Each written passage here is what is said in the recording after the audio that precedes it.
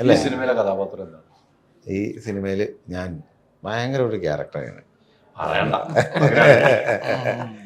അതായത് പറഞ്ഞ പോലെ ഒരു ഭർത്താവായാൽ എങ്ങനെ ഉണ്ടാവണം, അദ്ദേഹത്തിൻ്റെ സ്വഭാവം എന്തായിരിക്കണം, ഭാര്യയോടുള്ള സമീപനം, കുടുംബത്തുള്ള പെരുമാറ്റം എങ്ങനെയായിരിക്കണം എന്ന് ഈ സിനിമയിൽ കണ്ടുപഠിക്കേണ്ട ഒരു വേഷമാണ് ഞാൻ ചെയ്തത്.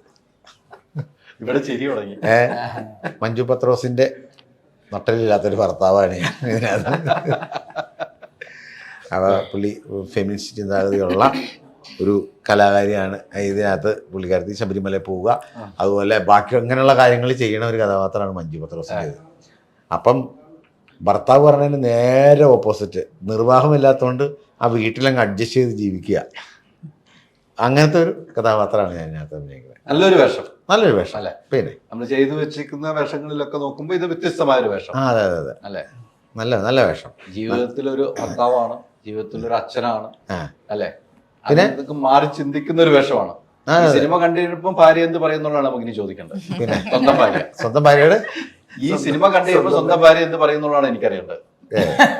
അപ്പൊ അവള് ചിന്തിക്കും, ഓ വീട്ടിലെ പോലെ തന്നെ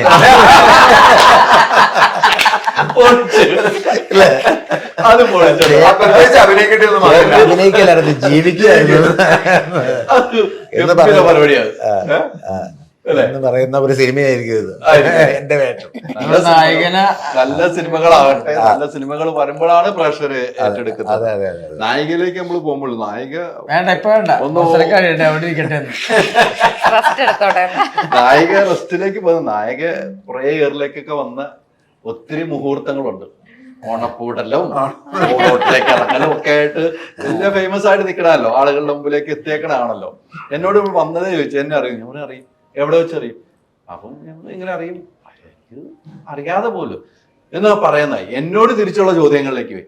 പക്ഷെ ഞാൻ സുല്ലു പറഞ്ഞു കണ്ടുപോയി. നമ്മള് കുറെ സിനിമകൾ കണ്ടുപോയി, കുറെ ആർട്ടിസ്റ്റിനെ കാണുന്നാണല്ലോ നമ്മള് മുമ്പ് ഇരുന്നിട്ടുണ്ട്. അപ്പൊ ഞാൻ മോളെ, ഈ നിങ്ങൾ ഇന്ന് കാണുന്ന പോയിരിക്കും നാളെ മേക്ക് ഓവർ ചെയ്തിട്ട് വേറെ ആയിട്ട് വരും.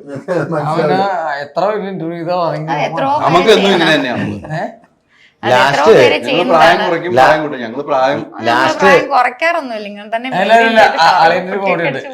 ലാസ്റ്റ് നമ്മള് GS പ്രദീപ് ആവും. ഒരു കുറെ ചോദ്യം ചോദിക്കുമ്പോ അതിനകത്ത് ഏതെങ്കിലും ഒരെണ്ണം നമുക്ക് കിട്ടും. അല്ലെ? അങ്ങനെയാണ് നമ്മൾ മനസ്സിലാക്കുന്നത്.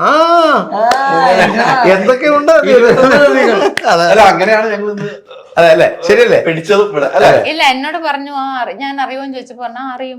ഞാൻ എങ്ങനെ അറിയും? അല്ല അറിയും, എനിക്കറിയും. ഞാൻ എങ്ങനെ അറിയും പറ. അപ്പൊ ആളിങ്ങനെ സൊല്ലിട്ടിങ് പോയി വിടിരുന്നു. 2 മിനിറ്റ് അവിടെ നിന്നിട്ട് പിന്നെ തിരിച്ചു വന്നിട്ട് പറഞ്ഞു നമ്മള് മറ്റേ ഇന്റർവ്യൂവിന് വന്നിരുന്നു. അറിയും എന്ന്. ഇവര് പലരും ഇന്റർവ്യൂ ചെയ്യുന്നുണ്ട്. എല്ലാരും അറിയില്ല, എനിക്കറിയാം. എല്ലാം മേക്കപ്പ് വരുന്നതനുസരിച്ച് വ്യത്യാസം വരും. എനിക്ക് മനസ്സിലായില്ലല്ലോ. അല്ല അത് കണ്ട് ഞാൻ പിന്നെ ഇല്ല, ഞാൻ ചോദിച്ചപ്പോ മനസ്സിലായി. പോയതിനു ശേഷമാണ് മറ്റേ ഓണപ്പൂവും എല്ലാം തന്നെ മനസ്സിലേക്ക്. പിന്നെ പക്ഷെ നല്ലൊരു സിനിമയുടെ ഭാഗമായി അല്ലേ? ഒരു കാത്തിരിപ്പ് റിലീസിന് ഒരുങ്ങുന്നു അല്ലെ? ഇത്തരം ഒരു സിനിമയിലേക്ക് എത്തുമ്പോൾ, ഇതിനു മുമ്പും സിനിമകൾ റിലീസ് ചെയ്ത് വന്ന ഒരു ഘട്ടത്തിലേക്കും ഈ ഒരു സിനിമ ഇറങ്ങുമ്പോൾ എന്താണ് മനസ്സിൽ തോന്നുന്നത്? നമ്മൾ ഇത്തരം കാത്തിരിപ്പിന് ശേഷം ഒരു സിനിമ ഇറങ്ങുമ്പോൾ സന്തോഷമുണ്ട്. ഒരുപാട് അത്യാവശ്യം നല്ല ചെയ്യാനുണ്ടായിരുന്നു. നല്ല റോളായിരുന്നു. ഇത്രയും ഇവരെ പോലെയുള്ള വലിയ ആർട്ടിസ്റ്റിന്റെ കൂടെ ചെയ്യാൻ പറ്റി.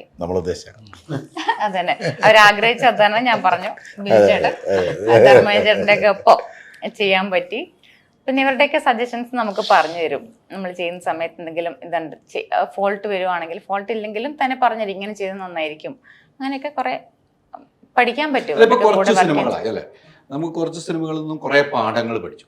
നന്നായിട്ട് പഠിക്കും. ഓരോ സിനിമ ചെയ്യുന്നത് ഓരോ പാഠമാണ്. ഞാൻ ഇപ്പൊ പ്രൊഡ്യൂസറിന്റെ ആദ്യം ചോദിച്ചാൽ ചില ആളുകൾ സഹകരിക്കുന്നില്ല, അവർ സോഷ്യൽ മീഡിയ പോസ്റ്റ് ഷെയർ ചെയ്യുന്നില്ല എന്നൊക്കെ പറഞ്ഞു. അതൊക്കെ കേട്ടോണ്ടാണ് ഇവിടെ ഇരുന്നത് അല്ലെ? പല കാരണങ്ങളുണ്ടാവും.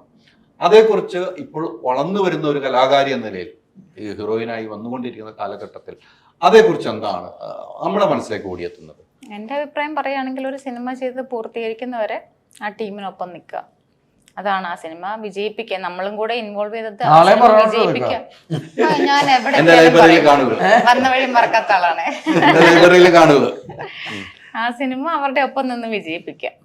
നമ്മളെ കൊണ്ട് ചെയ്യാൻ പറ്റുന്ന കാര്യങ്ങൾ ചെയ്യാന്നുള്ളത്. എന്നെ സംബന്ധിച്ച് ഇവിടെ വരെ വന്നിട്ടും ഞാനൊരു ആർട്ടിസ്റ്റ് എന്നുള്ള നിലയിലല്ല, എൻ്റെ ഒപ്പം പഠിച്ചവരെയും ഞാൻ വന്ന വഴിയിൽ കണ്ടുമുട്ടിയവരൊക്കെ കണ്ടാൽ കാണാത്ത രീതിയിൽ പോകുന്ന ഒരാളല്ല ഞാൻ. എല്ലാവരെയും എൻ്റെ ഒപ്പം ചേർത്ത് എല്ലാവരെയും ഒപ്പം ചേർത്ത് നിർത്താൻ ആഗ്രഹിക്കുന്ന ഒരാളാണ്. അതുകൊണ്ട് എല്ലാവരുടെ ഒപ്പം നിൽക്കുക, എല്ലാവരുടെയും സന്തോഷം എൻ്റെ സന്തോഷം, ആരെയും വേദനിപ്പിക്കാതിരിക്കുക, അത്ര മാത്രമേ ഉള്ളൂ.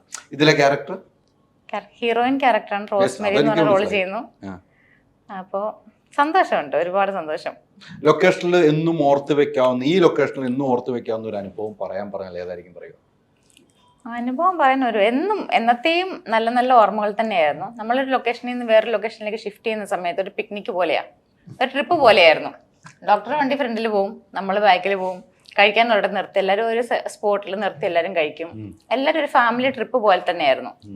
അങ്ങനെ ഒരു എന്താ പറയാ, ഒരു വ്യത്യാസം, ഒരു സിനിമയെന്നോ ഒരു പ്രൊഡ്യൂസറിനോ ഒരു ആർട്ടിസ്റ്റ് അങ്ങനത്തെ വ്യത്യാസമൊന്നുമില്ല. എല്ലാവരും ഒരേപോലെ പോകുമ്പോൾ ഒന്നിച്ച് പോവും, കഴിക്കുമ്പോൾ ഒരിടത്ത് എവിടെയെങ്കിലും നിർത്തിയിട്ട് ഒന്നിച്ച് കഴിക്കും, അങ്ങനെ.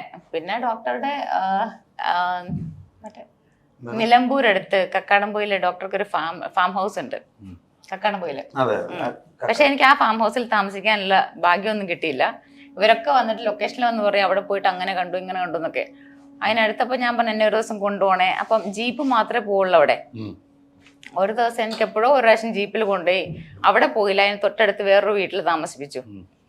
രാത്രി ഒരു 10 മണി കഴിഞ്ഞപ്പോ തൊട്ട് ആനയുടെ സൗണ്ട് മാത്രം. രാത്രി ഇങ്ങനെ ഉറങ്ങാണ്ട് നേരം വിളിപ്പിച്ചു. അപ്പൊ അവിടുത്തെ അവസ്ഥ എന്തായിരിക്കും എന്ന് എനിക്ക് ഊഹിക്കാൻ പറ്റി. അവിടെ താമസിക്കാൻ പറ്റില്ല. ആക്ച്വലി ആ ഫിലിമില് 1-2 സീക്വൻസ് നമ്മൾ അവിടെ നിന്ന് ഷൂട്ട് ചെയ്തിട്ടുണ്ട്. നല്ല ഭംഗിയുള്ള സ്ഥലമാണ്. നമ്മുടെ അതിന്റെ ഭാഗമായിട്ട് സോങ്ങിലൊക്കെ ഉണ്ട്, സീക്വൻസ് ഉണ്ട്. അവിടെ കുതിരയൊക്കെ ഉണ്ട് ഡോക്ടർ ഫാമില്. അതൊരു ഓഫ് റോഡ് ട്രാക്ക് ആണ്. ധർമ്മജനുള്ള ഒരു പോസിറ്റീവ് വശം. പോസിറ്റീവ് വശം നമ്മൾ ആ ഒരു സീനിലേ എടുത്തുള്ളൂ. കോമ്പിനേഷൻ സീൻസ് ഉണ്ട്, കോമ്പിനേഷൻ സീൻസ് ഒന്നേ ഉള്ളൂ. ഒരു സീൻ ഉണ്ടായിരുന്നു. എന്താണ് പോസിറ്റീവ് വശം? നല്ല കംഫർട്ടായിരുന്നു. അത്രയ്ക്കൊന്നും പരിചയം ഞങ്ങൾ ആ ഒരു കോമ്പിനേഷൻ സീൻ മാത്രമല്ലായിരുന്നു ഒരു. അപ്പൊ അതിൽ എനിക്ക് നല്ല കംഫർട്ടായിരുന്നു ആളുടെ വർക്ക് ചെയ്യാൻ. ബിനുവിനുള്ള അത് ഞാനൊരു സീൻ ചെയ്യുന്ന സമയത്ത് അയ്യോ ഒന്നുമില്ല നെഗറ്റീവ് പറയാൻ. ഞാൻ ഇതിൽ ഇൻഡസ്ട്രിയിലേക്ക് വരുന്നതിന് മുന്നേ തൊട്ട് എനിക്ക് ഇഷ്ടമാണ് ബിനു ചേട്ടനെ. പിന്നെ അവരോടൊക്കെ വർക്ക് ചെയ്യാൻ അവസരം ലഭിച്ചതിന് വലിയ ഭാഗ്യമായിട്ട് കാണുന്നു. അപ്പൊ ചേട്ടന്റെ കൂടെ തന്നെ ഞാൻ ആദ്യത്തെ ഒരു കോമ്പിനേഷൻ സീൻ ചെയ്യുന്ന സമയത്ത് ഞാൻ ആ സീൻ ചെയ്യുമ്പോൾ എനിക്ക് പറഞ്ഞു ഇങ്ങനെ ചെയ്തു, എനിക്ക് കുഴപ്പമാണ്. അപ്പൊ ചേട്ടന്റെ കയ്യിൽ കടിക്കുന്ന ഒരു സീനുണ്ട്. കടിച്ചു, എനിക്ക് പ്രശ്നമില്ല. അപ്പൊ എനിക്ക് വേദനിക്കോ എന്നൊരു പേടിയുണ്ട്. കുഴപ്പമില്ല ചെയ്തോ, കടിച്ചോ, പ്രശ്നമില്ല. ഇല്ല ഞാൻ കടിച്ചില്ല. കടിച്ചോ? ഞാൻ കടിച്ചോളാൻ പറഞ്ഞു. അല്ല ഞാൻ അഭിനയിക്കുമല്ലോ, ഇവള് കടിച്ചാലും കടിച്ചില്ല ഞാൻ അഭിനയിക്കണമല്ലോ, കടിച്ചതായിട്ട് ഫീൽ ചെയ്യിക്കണമല്ലോ. ഈ പുള്ളിക്കാരത്തിനെ കടിച്ചില്ലേലും എനിക്ക് കടിച്ചതായിട്ട് എനിക്ക് അഭിനയിക്കണമല്ലോ. അപ്പൊ എന്റെ അടുത്ത് അങ്ങനെ ചെയ്തോ, കുഴപ്പമില്ല. അങ്ങനെ അത്രയും കംഫർട്ടായിട്ട് നമുക്ക് നിന്ന് തരുന്ന ഒരാളാണ്. ഒരുപാട് സന്തോഷം തോന്നി കൂടെ വർക്ക് ചെയ്യാൻ പറ്റിയതിൽ. ഇതൊക്കെയാണ് ഒരു എക്സ്പീരിയൻസ് നമുക്ക് ശരിക്കും.